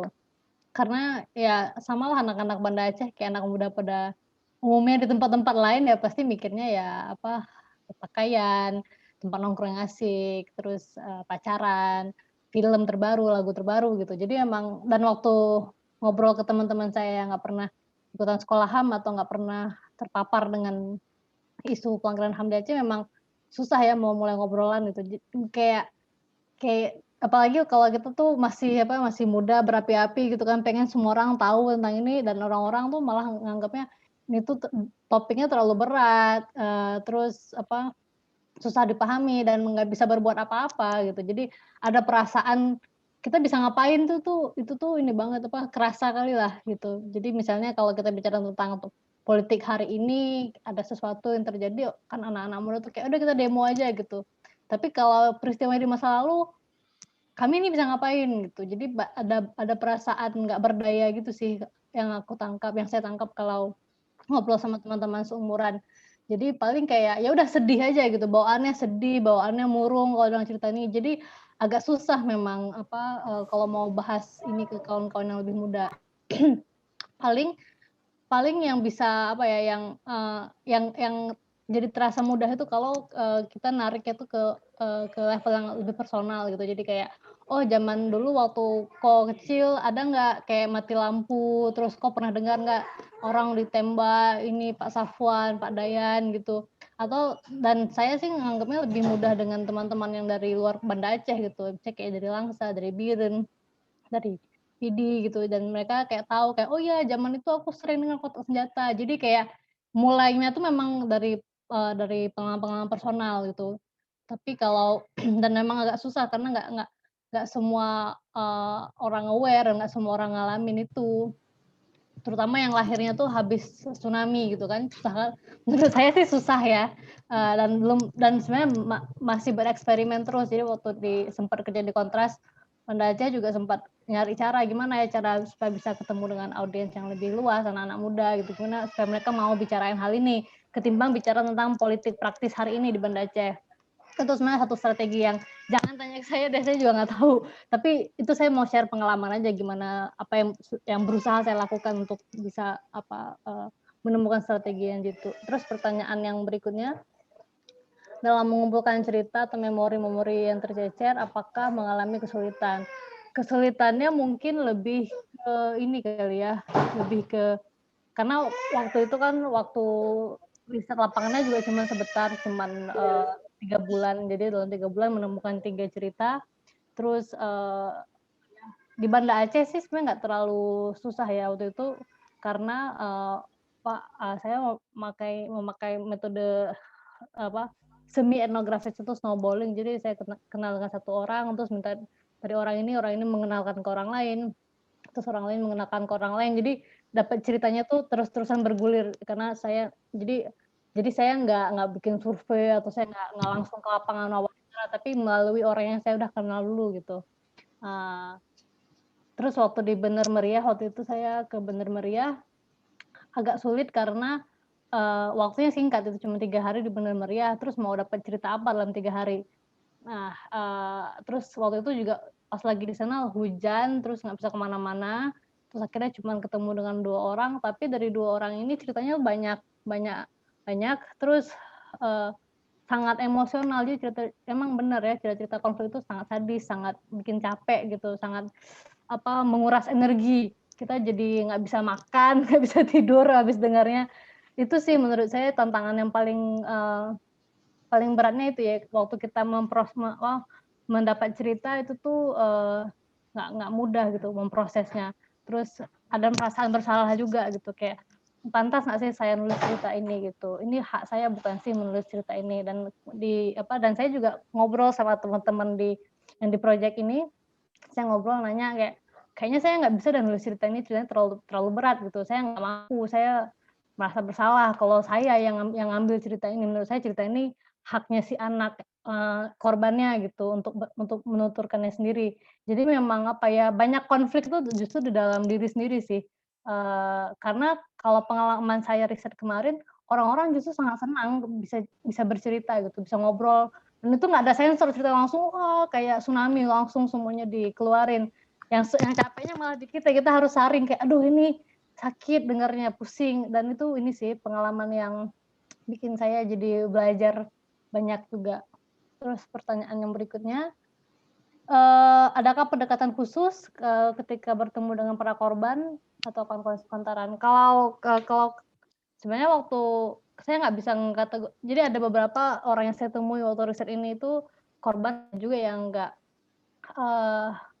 sebenarnya yang mungkin pertanyaan itu lebih kayak gimana saya mendekati narasumber dan dan meminta cerita mereka gitu. Emang itu proses yang agak ini sih, yang kalau dipikir gimana ya caranya gitu. Tapi waktu itu kami membekali diri dengan dengan ya udah kayak kita sama-sama memperlakukannya kayak memperlakukan ini aja sih, kayak kawan cerita. Dan memang kayak manusia aja sih, kayak nggak menganggap mereka tuh adalah sumber yang kita bisa eksploitasi, tapi ya udah semana mereka nyaman aja berceritanya. Dan misalnya kayak kita kalau si narasumbernya udah nggak pengen cerita lagi atau merasa cukup, ya udah kami nggak maksa gitu. Dan memang sebelum ketemu dengan narasumbernya tuh udah bikin beberapa pertanyaan yang sifatnya open ended, itu yang terbuka, jadi mereka bisa berceritanya sesuai dengan yang mereka ingat aja. Gitu. Satu lagi Raisa, yang tadi dari Kevin, apa sih yang bisa dilakukan oleh anak muda untuk terlibat ya dalam isu-isu kampanye perdamaian dan advokasi pelanggaran HAM di masa lalu? Mungkin kalau untuk anak muda ini lah ya, sebenarnya bacaan udah cukup banyak tentang pelanggaran HAM di Aceh. Jadi nggak cuman fiksi, non fiksi juga ada, kayak bukunya, kayak tulisannya Cik Rini tentang Simpang KKA, atau bukunya Linda Kristanti yang dari Jawa menuju Aceh, itu banyak cerita tentang pelanggaran HAM, atau Aceh Feature yang ada bukunya Setelah Damai di Helsinki. Jadi sebenarnya ada cukup banyak bacaan yang bisa diakses oleh anak-anak muda untuk bisa tahu ada apa sih yang terjadi di Aceh di masa lalu gitu. Atau kalaupun enggak melalui bacaan, ya bisa lewat museum online yang diinisiasi sama Kontras Aceh. Ini saya baru lihat sekilas sih, tapi ini sebenarnya adalah bayangan yang ideal gitu. Jadi saya selama ini ngebayangin ada satu situs yang memuat semua informasi tentang pelanggaran HAM di masa lalu di Aceh. Dan menurut saya ini udah, kalau anak-anak muda memulai dari sini tuh udah pas kali lah gitu istilahnya. Dan jangan berhenti di situ gitu. Jadi terus diobrolin sama kawan-kawannya, dan mungkin mencari cara gimana caranya cerita-cerita itu bisa hadir dalam medium yang lain, apakah dalam bentuk film atau jadi jadi kayak konten di YouTube kayak di Twitter kayak atau podcast. Jadi mungkin bisa bisa cerita-cerita ini terus nggak berhenti di satu orang aja, jadi terus bergulir. Jadi mungkin itu sih yang bisa dilakukan anak-anak muda untuk apa ya, untuk kampanye sih. Kalau advokasi mungkin itu porsinya Bang Hendra untuk menjelaskan. Oke, baik Raisa, terima kasih sudah berbagi pengalaman kepada teman-teman peserta diskusi. Oh, tadi ada pertanyaan dari Bu Farida satu lagi ya? Oh ya, itu Ibu Farida, dia sepertinya menginginkan Raisa untuk melakukan interview langsung dengan beliau karena banyak sekali cerita-cerita yang ingin Ibu Farida dokumentasikan melalui tulisan Raisa. Kayaknya ini menarik nih. Ayo silakan, direspon aja. Singkat aja. Iya, kalau untuk Bu Farida sebenarnya emang ini seru kali sih, kebayang apa ya, pasti udah ada banyak cerita-cerita terus yang dan apa ya, dan kita mungkin bingung gimana caranya supaya cerita ini tuh bisa diketahui sama orang lain gitu. Dan memang apa ya, mungkin ini tips sekilas saja ya Bu. Mungkin kalau sekarang bisa ini, mungkin kalau belum bisa ditulis mungkin bisa direkam gitu. Jadi mungkin ada satu kayak poin-poin atau pertanyaan-pertanyaan yang dibikin apa aja yang mau dibahas. Jadi kayak misalnya bahas pengalaman pertama mendampingi korban atau apa-apa, nanti direkam aja, rekam suara aja dulu. Jadi misalnya kayak mewawancarai diri sendiri gitu. Jadi direkam terus nanti dikasih label kayak ini topiknya apa. Jadi kayak direkam aja, nanti kalau ada orang mau dengar atau perlu informasi tentang itu bisa menggunakan informasi yang sudah direkam itu, atau mungkin nanti di masa depan ada peneliti atau penulis atau siapapun yang mau belajar lebih banyak tentang proses pendampingan korban pelanggaran HAM di Aceh, mungkin bisa langsung mengakses itu. Jadi kayak ini ya, kayak arsip suara oral history gitu. Jadi arsip kalau kayak di Singapura itu lembaga arsip negaranya tuh udah nggak cuma mengumpulkan arsip kertas, tapi juga mengumpulkan arsip suara. Jadi orang-orang biasa di sana diwawancara semuanya tentang keseharian, tentang apa, supaya itu jadi arsip publik di masa depan. Jadi orang di masa depan bisa tahu bagaimana sih orang hidup di masa lalu melalui arsip suara ini. Nah, jadi mungkin Bu Farida nanti bisa juga bikin arsip suara tentang pengalamannya, tentang ingatannya selama ini gitu, dan di masa lalu. Jadi itu sih yang mungkin untuk sekarang paling mungkin bisa dilakukan gitu. Oke. Semoga membantu Bu Farida. Ya, baik. Terima kasih. Nanti Bu Farida silakan dijapri Raisa untuk lebih lanjut. Kita masih punya beberapa menit lagi, tapi sebelumnya kita kasih kesempatan dulu kepada Bang Ali untuk merespon pertanyaan dari peserta diskusi tadi. Silakan Bang Ali, tidak perlu saya bacakan lagi Bang ya. Tidak ada spesifik ke saya kan ya, jadi saya umum aja terkait soal strategi berkampanye ke anak-anak muda.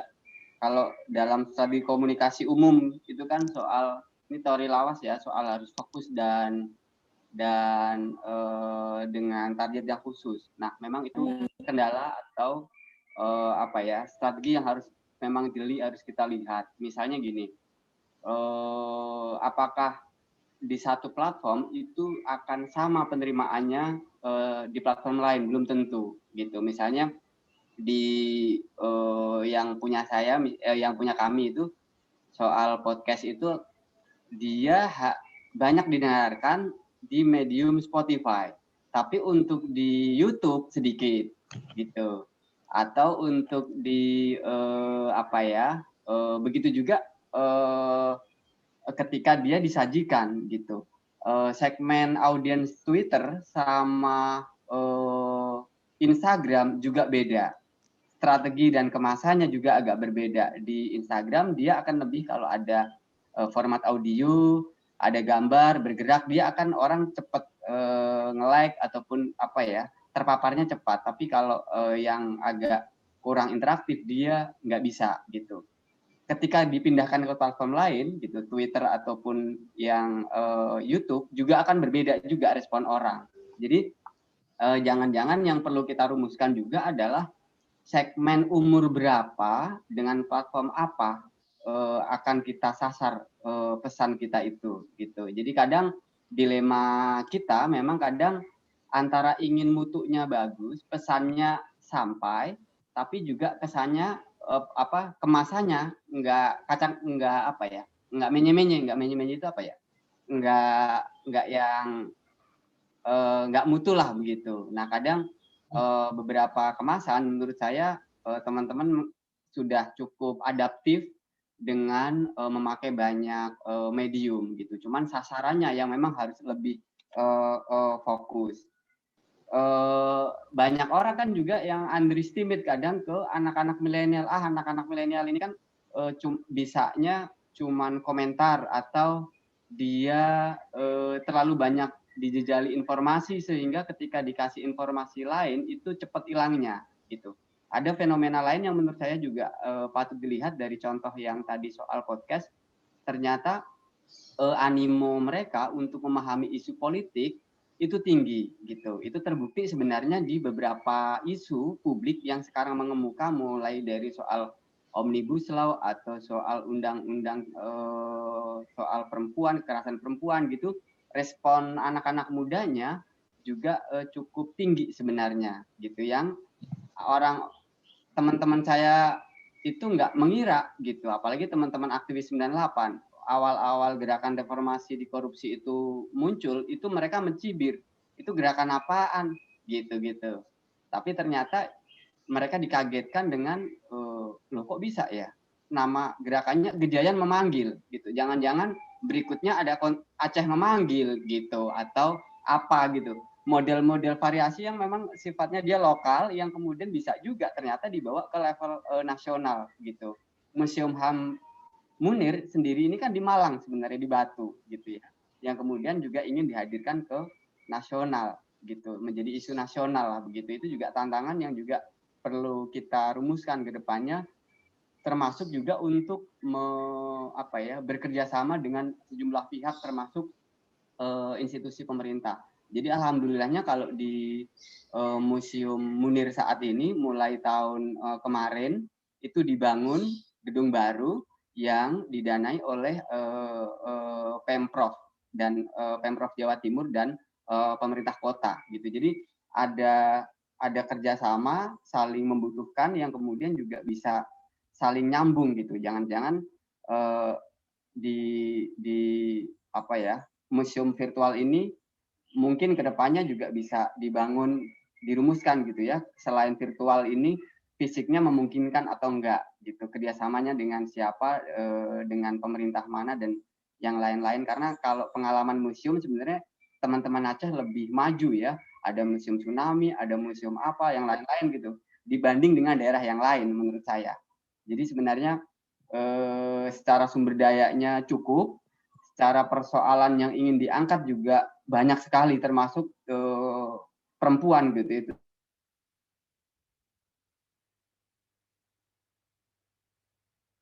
Menghadapi konflik dan macam-macam itu juga perlu dimunculkan, saya juga menurut saya penting gitu. Halo? Ya, halo, silakan. Udah sih ya Mas ya. Bang Ali? Saya kira putus-putus. Ya. Terus apa lagi ya? Ya, saya mengapresiasi untuk bisa ada museum virtual ini. Selamat buat teman-teman Kontras, buat teman-teman panitia yang udah bekerja keras gitu. Ini langkah awal untuk sebenarnya kita bisa bareng-bareng gitu. Jangan-jangan museum model seperti ini nggak hanya di Aceh, tapi juga di banyak kota yang lain gitu. Misalnya di Porong, di Sidoarjo, ada Lumpur Lapindo juga ada kasus-kasus yang memang besar gitu. Jadi membuat museum virtual itu mungkin nggak hanya di Aceh, tapi juga di banyak kota gitu. Karena banyak persoalan juga yang mengemuka di banyak kota di Indonesia gitu. Jadi jangan-jangan dari Aceh kemudian akan menjadi pantulan ke daerah-daerah lain gitu, komunitas-komunitas lain untuk bikin hal serupa gitu. Keren sih untuk teman-teman Aceh. Selamat buat teman-teman. Baik, terima kasih Bang Ali. Kita berikan kesempatan terakhir untuk Bang Hendra untuk merespon beberapa pertanyaan dan pernyataan dari kita diskusi. Silakan Bang Hendra. Oke, terima kasih Bang Mojol. Pertama, pertanyaan pagi sebenarnya. Memang pernah ada museum yang dulu yang saya katakan tadi itu di Indonesia Aceh, musim itu bertinggi. Mana lokasinya? Bang Hendra, suaranya putus-putus, kenapa ya? Halo, kedengaran? Halo. Kedengaran, lanjut. Silakan Bang Hendra. Halo. Ya, silakan. Gini, sebenarnya Museum HAM yang Pak Ki bilang tadi itu masih ada. Itu yang sekarang bertempat di Tegar Fandan. Dulu Museum HAM itu digagas, saya lupa tahun 2009 atau 2010, oleh 4 lembaga, ada Kontras Aceh, ada LBH Banda Aceh, ada Koalisi Indonesia, ada Tegar Fandan. Dulu itu bertempat, dan sempat launching besar juga, dulu waktu itu di kantor Tegar Fandan, dan barang-barangnya masih ada. Cuman sengaja kenapa kita buat virtual, dengan harapan ini mampu menjangkau publik yang lebih luas lagi. Harapannya kan di era yang, ini kan era sudah lebih kekinian, kan? Kalau bahasa anak muda kan era lebih milenial, semuanya butuh digitalisasi. Ini cuma persoalan. Dan ini satu sisi inilah sebuah kesinambungan yang terus berlangsung, mas saya bilang. 2009-2010 punya museum, besok kita 2017 kita buat lorong ingatan, 2019 kita buat lorong ingatan, baru sekarang kita buat museum virtual. Ini semuanya sebuah hal yang berkesinambungan. Memang tepat 2013 buat acara, saya lupa di usia dan sebagainya. Yang kedua, sebenarnya menarik ide, walaupun kita belum temukan formulasi yang bagus juga seperti apa anak muda dalam berperan dalam hak asasi manusia. Yang paling sederhana yang mesti dilakukan kalau bagi saya sih adalah dengan cara menghargai sesama. Dengan menghargai apa yang dilakukan oleh orang lain, dan juga kita jangan berpikir menjudge sesuatu itu sudah salah. Kalau kita mulai dari situ, berarti kita karena kan gini, orang-orang yang hari ini di pemerintahan itu pernah muda, mungkin cara mudanya yang salah. Dulu mudanya masih suka mukul-mukul orang dan sebagainya. Ini yang mesti dirubah. Satu sisi adalah menjaga toleransi, menjaga keberagaman, itu menjadi sangat penting. Yang ketiga, saya mau katakan, memang di chat saya baca beberapa pertanyaan, ini hanya langkah awal museum ini. Bagi para pihak yang mau berkontribusi, silakan. Misalnya punya cerita-cerita tentang, mungkin karena gini ya, Kontras tidak terlalu spesifik menangani isu korban pelanggaran HAM perempuan. Silakan bagi kawan-kawan yang punya cerita tentang narasi-narasi korban pelanggaran HAM perempuan, itu silakan diberikan, dan mungkin nanti kita bisa seleksi bersama seperti apa dia layak atau tidak untuk dipublis. Lagi-lagi ceritanya yang mesti kita cek. Satu sisi ceritanya tidak berbau kekerasan, tidak menampakkan kekerasan yang secara vulgar ya, bukan nggak menampakkan kekerasan, vulgar sekali kekerasan ya. Misalnya itu harus kita pikirkan, karena kalau pendekatan ke anak muda pasti pada saat mendengar cerita-cerita yang vulgar itu akan berat. Lagi-lagi ceritanya ini bukan yang penting substansinya nggak hilang, konteksnya nggak hilang, tapi menarasikan lebih kok bahasanya dulu Linda Krisdayanti lebih sastrawi lah, akan lebih sastra, lebih ini supaya dia lebih enak didengar cerita. Emang banyak, dan kita cuma masih punya harapan. Misalnya Pak Ki juga punya cerita mungkin tentang kayak mana kehidupan etnis Tionghoa pada saat situasi konflik Aceh. Nah, itu bisa juga kita, bagi saya itu menarik untuk dipublikasi, untuk menarik untuk terus dinarasikan supaya narasi ini tidak hilang. Karena konflik Aceh ini bukan hanya menyasar atau hanya melibatkan satu kelompok saya, tapi ini melibatkan banyak kelompok, ini menjadi lebih menarik. Dan dukungan, dan kita tetap berharap dukungan dari banyak pihak. Lagi-lagi ini nggak bisa berhenti, cuman kita belum tahu kalau dukungan pemerintah kita berani ngambil atau tidak, Bang Ali, karena itu mesti kita hitung dengan benar kan. Tapi lagi-lagi ini mesti kita pikirkan. Tapi yang jelas saya apresiasi bagi semua pihak yang hari ini kontribusi. Juga museum ini hari ini dibangun atas kepemilikan bersama, yang walaupun yang inisiasi ada Kontras Aceh, ada Ajar, Asia Justice and Rek, ada IJAN, ini kolaborasi bersama. Yang untuk keberlanjutannya tentu ini butuh dukungan dari banyak pihak. Saya kalilah kata tadi ada cerita-cerita tentang kasus-kasus yang tertentu yang ingin diangkat, tapi lagi-lagi ini masih bicara apa yang terjadi di masa lalu. Belum bicara upaya advokasi ke depan. Misalnya kita tahu, makanya Kontras walaupun sudah membangun beberapa memorialisasi, belum memasukkan ke situ. Belum masuk ke tahapan kita, ke tahapan ke depan. Ada upaya merawat ingatan memorialisasi, kita sudah bangun memorialisasi di Jambu Kupu, Perung Suri, KKA, dan sebagainya. Itu sengaja emang kita keep dulu, karena kita lagi bicara apa yang terjadi di masa lalu, bukan bicara upaya apa yang sedang kita lakukan. Tapi nanti step itu akan masuk ke depan, dan ini lagi-lagi butuh kontribusi dari banyak pihak. Dan mungkin juga dari jurnalis, kita tahu kawan-kawan jurnalis juga punya pengalaman menarik dengan konflik seperti apa proses liputan dan sebagainya. Dan juga ada kawan-kawan jurnalis yang jadi korban. Ini ruangnya kita buka ke semua pihak. Tapi ide tadi menarik tuh, ide Kak Farida tadi. Sebelum Kak Farida lupa banyak ceritanya, karena saya minta maaf juga kepada Kak Farida karena sering membawa orang untuk ketemu Kak Farida bercerita.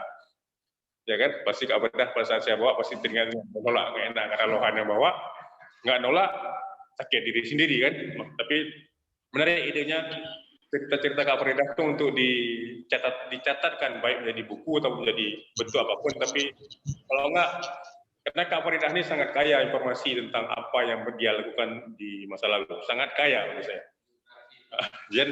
Dia salah satu narasumber, kalau bagi kita adalah salah satu narasumber utama sampai cerita tentang PD hari ini. Seperti apa proses konflik atau proses perjalanan Kak Farida melakukan pendampingan korban, pemulihan korban dari zaman dahulu, akan 90-an sudah bermain, itu menjadi catatan penting. Karena kalau enggak, saya aja bicara PD pasti referensi saya ke Kak Farida, bicara Rumah Gedung, bicara Bukit Janda, bicara Pintu saya pasti pintu pertama yang saya masuk, yang saya ketuk adalah pintu itu. Tapi maka saya menarik untuk ini diceritakan. Maka ini butuh dukungan dari banyak pihak. Terima kasih Bang Jo. Oke, baik Bang Hendra. Nah, sebelumnya di sini sudah hadir ada Bang Nasir Jamil, kalau nggak salah juga ada Bang Mastur yang dari KKR. Bang Mastur, ada yang mau disampaikan, Bang? Terhadap peluncuran museum digital oleh teman-teman Kontras Aceh? Kalau nggak ada, mungkin Bang Nasir Jamil masih di dalam? Oke, kalau nggak ada kita lewat. Selanjutnya kita akan dihibur kembali oleh teman-teman Kontras Aceh dengan penampilan musik dari Amoy Shah and Friends. Udah siap belum nih? Udah ya? Lanjut ya? Oke, mari kita dengarkan.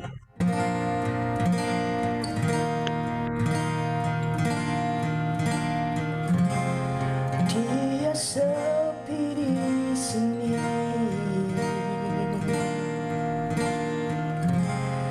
tak seperti yang lain. Walau sudah takdirnya, namun dia tetap tersenyum. Bahagialah bila kau masih punya mimpi. Hidup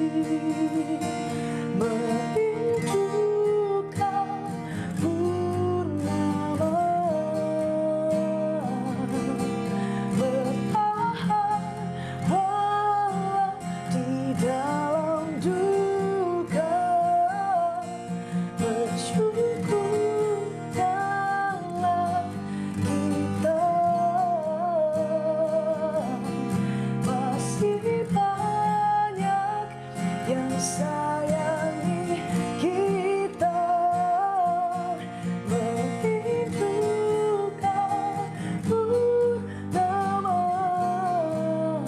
meraih cinta yang menyatukan kita.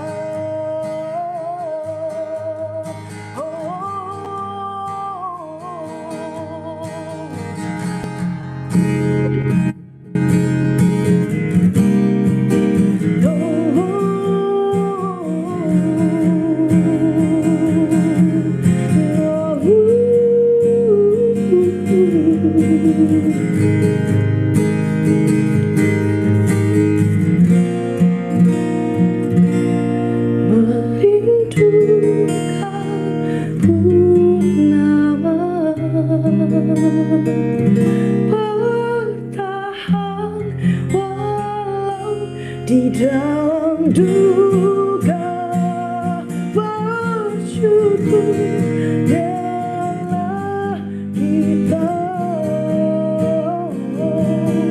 masih banyak yang sayangi kita.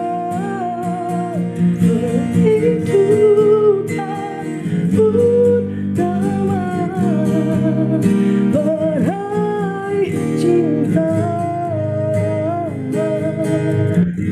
yang menyatukan kita.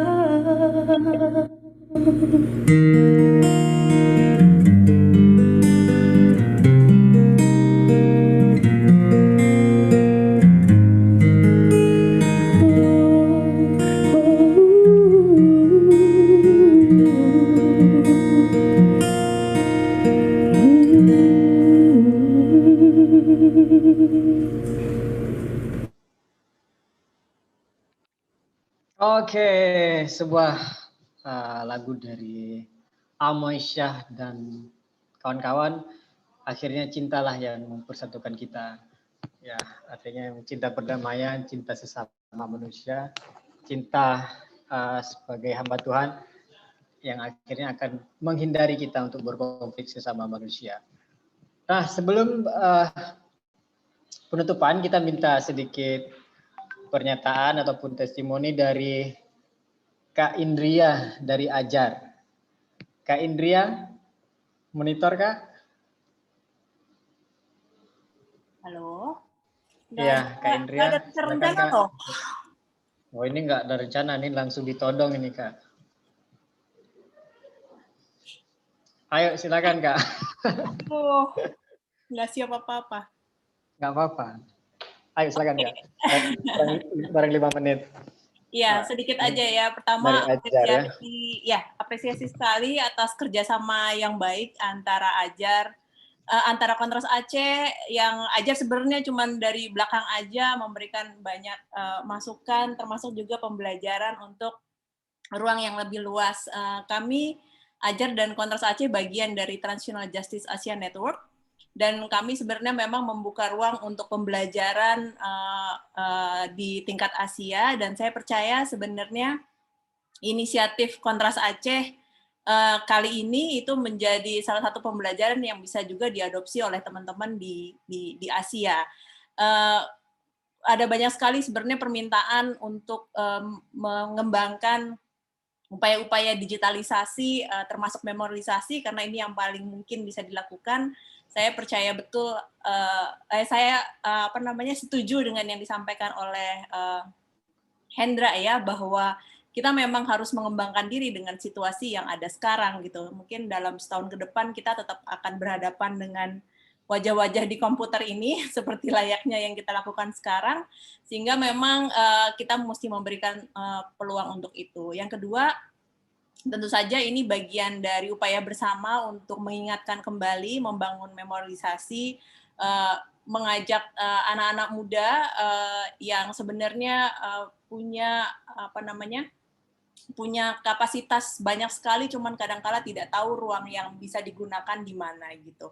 Nah, saya berharap sebenarnya ini bisa seperti yang diajak juga oleh Hendra, bahwa ini bisa jadi ajakan banyak pihak untuk berkontribusi untuk Aceh ke depan. Terakhir, Aceh luar biasa punya satu mekanisme yang namanya Komisi Kebenaran dan Rekonsiliasi. Ini juga sebenarnya satu bentuk pembelajaran Aceh untuk situasi HAM di Indonesia bahkan di regional. Dan saya berharap ini pun bisa menjadi kontribusi yang lebih berguna untuk KKR Aceh, sehingga ruang membangun memorialisasi baik yang sifatnya fisik maupun digital itu bisa terus berkembang. Sekali lagi selamat buat Kontras Aceh, Hendra, Bang Faisal, Nana, Fuadi, Maulana, dan kawan-kawan yang ada di sana. Terima kasih banyak atas kesempatannya, Jul. Ya, terima kasih Kak Indria. Nggak apa-apa. Nah, karena tadi Mbak Indria sudah menyebutkan KKR, di sini sudah hadir Bang Daud, komisioner KKR. Kita minta juga nih respon dari Bang Daud. Dengan adanya Museum HAM yang diluncurkan oleh teman-teman Kontras Aceh, apakah ini akan membantu kerja-kerja KKR atau sebagainya? Bang Daud? Ya, baik. Bang Daud? Ya. Oke, silakan Bang. Baik, terima kasih. Salam hormat buat semuanya. Sebenarnya saya sudah tulis tadi di di chatroom ya, tapi saya mau sampaikan pertama apresiasi teman-teman Kontras Aceh dan semuanya. Kemudian yang kedua tentu dengan kegiatan membangun kembali ingatan melalui lorong waktu, ini saya pikir menjadi satu sumbangsih yang positif ya buat kita semua dalam rangka upaya kita sedang mengkampanyekan sesuatu hal yang penting, yaitu melawan lupa atas sejarah kelam di masa lampau. Nah, jadi KKR sendiri ya sangat mengapresiasi, dan ini sejalan dengan tujuan dari penghormatan terhadap hak asasi manusia ya. Saya pikir yang sudah tertuang dalam berbagai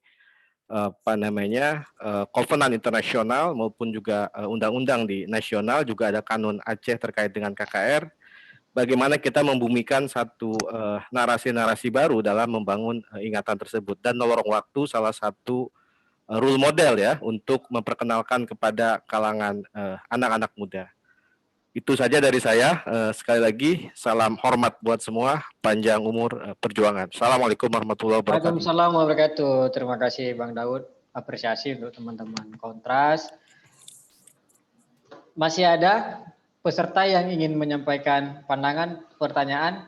Kita beri kesempatan untuk 2 orang lagi.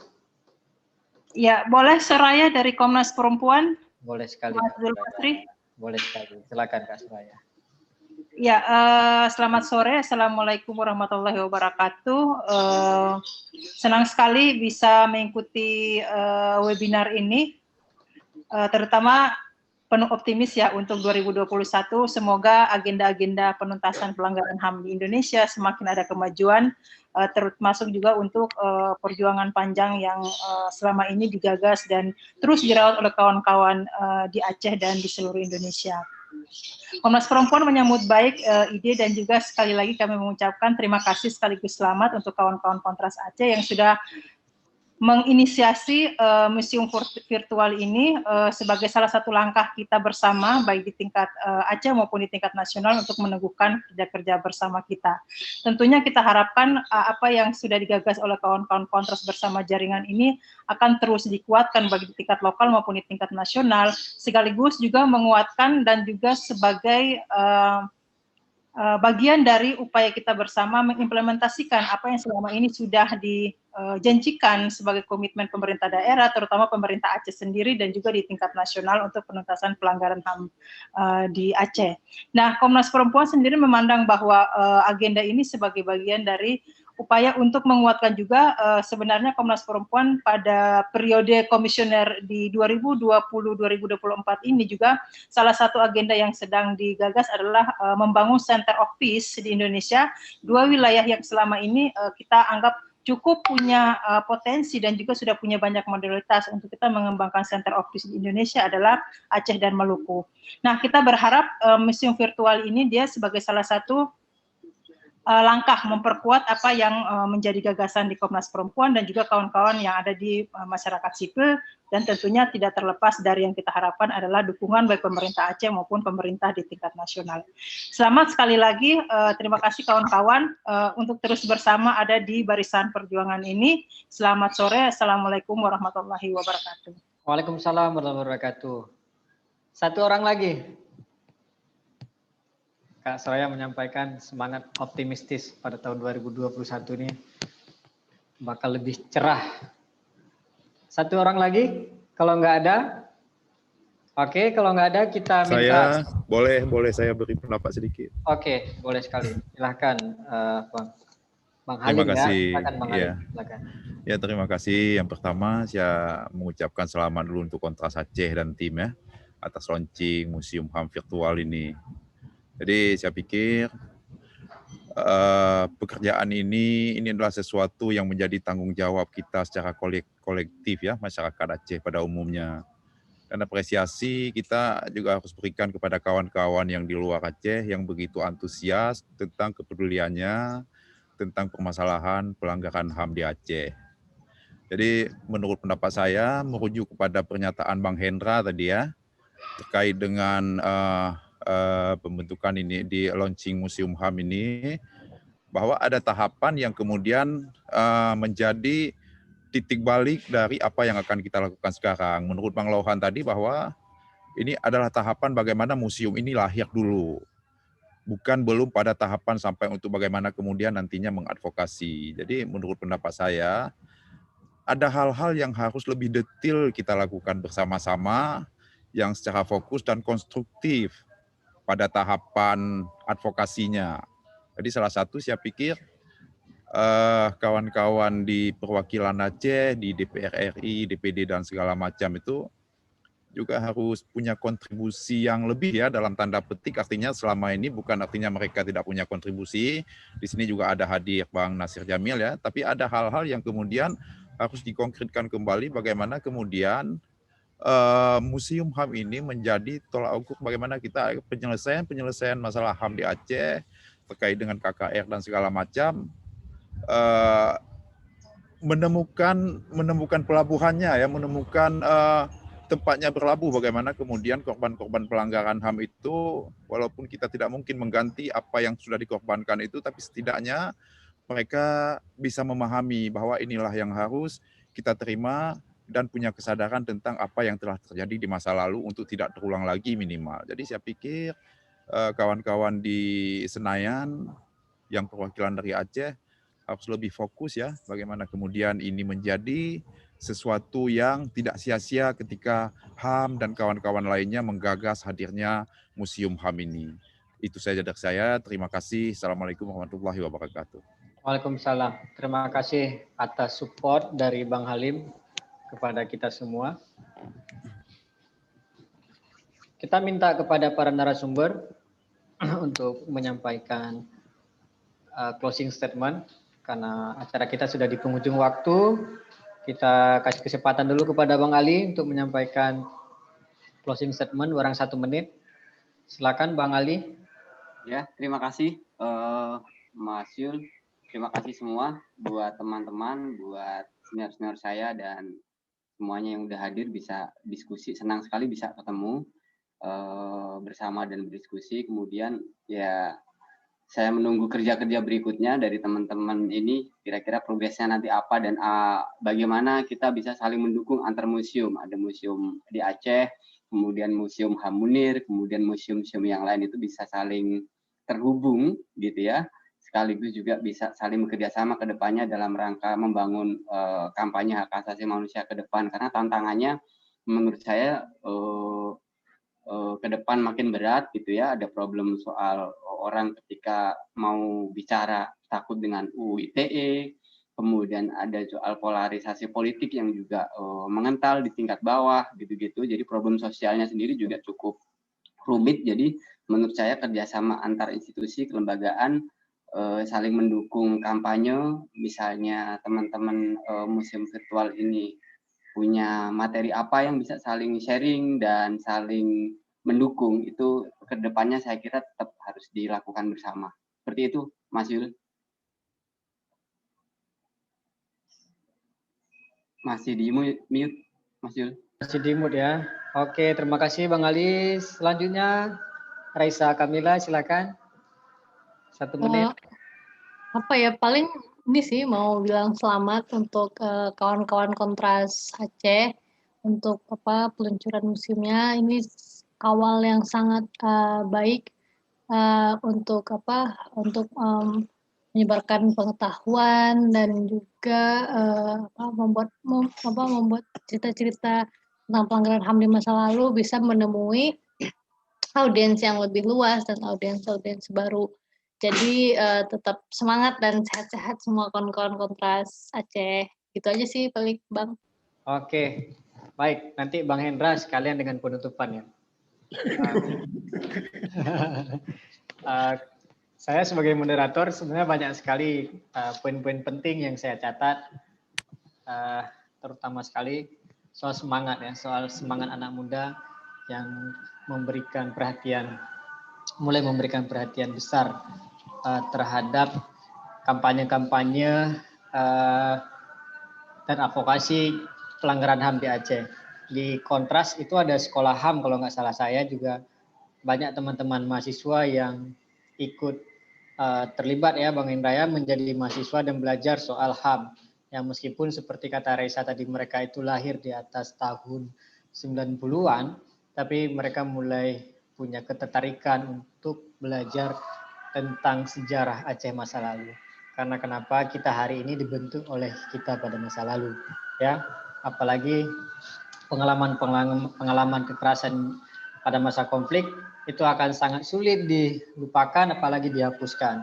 Ya, meskipun para korban berusaha untuk melupakan, tetapi bekas parut dari luka masa lalu itu tetap membekas hingga kini.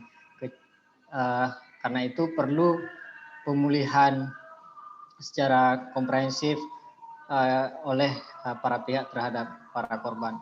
Nah, mungkin Bang Hendra perlu kita perluas lagi, memberi ruang lebih besar lagi kepada para banyak pihak, para korban, para anak muda untuk berani bersuara ya, berani speak up terhadap apa yang mereka rasakan pada masa lalu dan apa harapan mereka untuk pemulihan di masa yang akan datang. Oke, baik, saya sebagai moderator undur diri. Terima kasih atas atensi teman-teman semuanya. Mohon maaf atas segala kekurangan.